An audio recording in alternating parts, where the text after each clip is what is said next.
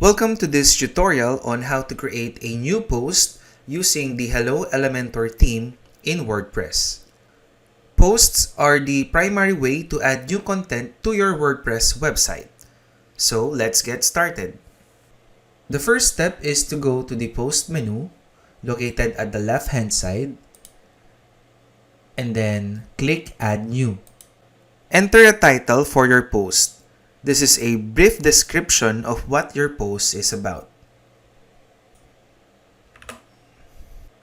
With Hello Elementor theme, you can add various contents such as paragraph, query, image, heading, gallery, list, and a bunch of different blocks. When you hover on a particular block, like for example paragraph, you will have an overview of what will it look like in your post.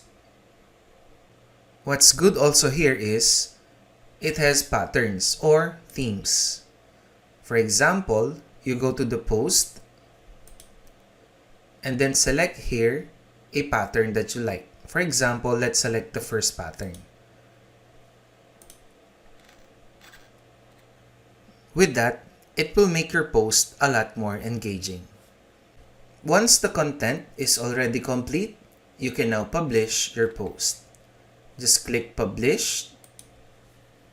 And before you click the Publish button, you will have an option here to publish the post immediately or schedule the post.